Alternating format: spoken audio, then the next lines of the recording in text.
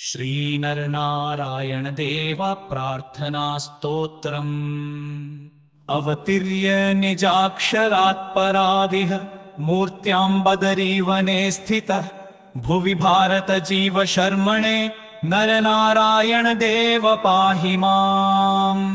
यदुपर्य भवत्कृपा तव स नरो दृष्टुमिहार्हति क्षणम् नापरस्सुरसत्तमोऽन्यथा नरनारायण देव पाहि माम्। प्रथितं च बृहद्व्रतं त्वया जनताया निजधामलब्धये अवबोधनमुत्तमं भुवि नरनारायण देव पाहि माम्। जगतो जननं हि पालनं प्रलयं चापि करोषि नित्यदा रजसा तमसा च सत्वतो नरनारायण देव पाहि माम्। ऋषिरूपधरं तपश्चरं ह्यवमन्येत कदापि कश्चन स भवेत् सततं च नारकी नरनारायण देव पाहि माम्। तवर्मूर्तिरियं सुखाप्तये जनताया किल तापशान्तये मरणस्य जयाय नित्यदा नरनारायण देव पाहि माम्। जगदन्यतनुस्तथावितुं धरसि त्वं च युगे युगेऽद्य वै हरिकृष्णतनुस्त्वया धृता नरनारायण देव पाहि माम्। विधिशम्भुमुखामरव्रजश्चरणं ते सततं समर्चति परमाधरतश्च चिन्तति नरनारायण देव पाहि माम्। श्रीनरनारायण देव प्रार्थना स्तोत्रम् अवतीर्य निजाक्षरात् परादिह मूर्त्यां बदरीवने स्थितः भुवि भारत जीव शर्मणे नरनारायण देव पाहि माम्। यदुपर्य भवत्कृपा तव स नरो दृष्टुमिहार्हति क्षणम् नापरस्सुरसत्तमोऽन्यथा नरनारायण देव पाहि माम्। प्रथितं च बृहद्व्रतं त्वया जनताया निजधामलब्धये अवबोधनमुत्तमं भुवि नरनारायण देव पाहि माम्। जगतो जननं हि पालनं प्रलयं चापि करोषि नित्यदा रजसा तमसा च सत्वतो नरनारायण देव पाहि माम्। ऋषिरूपधरं तपश्चरं ह्यवमन्येत कदापि कश्चन स भवेत् सततं च नारकी नरनारायण देव पाहि माम्। तवर्मूर्तिरियं सुखाप्तये जनताया किल तापशान्तये मरणस्य जयाय नित्यदा नरनारायण देव पाहि माम्। जगदन्यतनुस्तथावितुं धरसि त्वं च युगे युगेऽद्य वै हरिकृष्णतनुस्त्वया धृता नरनारायण देव पाहि माम्। विधिशम्भुमुखामरव्रजश्चरणं ते सततं समर्चति परमाधरतश्च चिन्तति नरनारायण देव पाहि माम्। श्रीनरनारायण देव प्रार्थना स्तोत्रम् अवतीर्य निजाक्षरात् परादिह मूर्त्यां बदरीवने स्थितः भुवि भारत जीव शर्मणे नरनारायण देव पाहि माम्।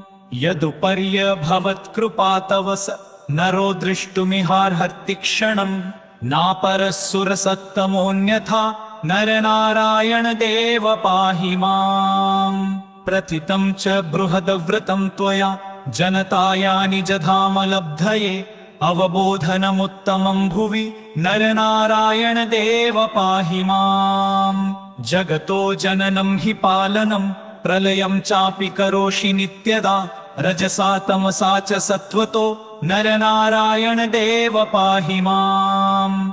ऋषिरूपधरं तपश्चरं ह्यवमन्येत कदापि कश्चन स भवेत् सततं च नारकी नरनारायण देव पाहि माम्। तवर्मूर्तिरियं सुखाप्तये जनताया किल तापशान्तये मरणस्य जयाय नित्यदा नरनारायण देव पाहि माम्। जगदन्यतनुस्तथावितुं धरसि त्वं च युगे युगेऽद्य वै हरिकृष्णतनुस्त्वया धृता नरनारायण देव पाहि माम्।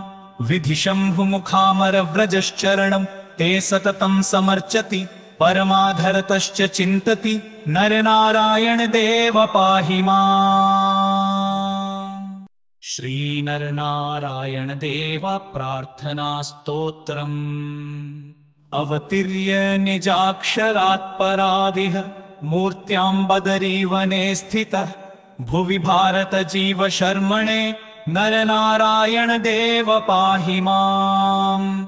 यदुपर्य भवत्कृपा तव स नरो दृष्टुमिहार्हति क्षणम् नापरः सुरसत्तमोऽन्यथा नरनारायण देव पाहि माम्। प्रथितं च बृहद्व्रतं त्वया जनताया निजधाम लब्धये अवबोधनमुत्तमं भुवि नरनारायण देव पाहि माम्। जगतो जननं हि पालनं प्रलयं चापि करोषि नित्यदा रजसा तमसा च सत्वतो नरनारायण देव पाहि माम्।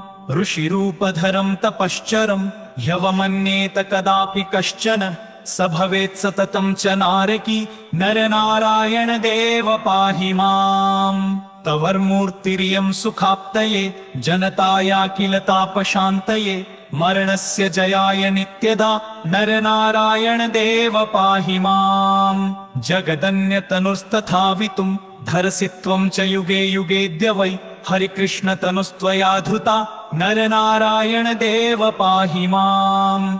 विधिशम्भुमुखामरव्रजश्चरणं ते सततं समर्चति परमाधरतश्च चिन्तति नरनारायण देव पाहि माम्। इति श्री नरनारायण देव प्रार्थना स्तोत्रम् सम्पूर्णम्।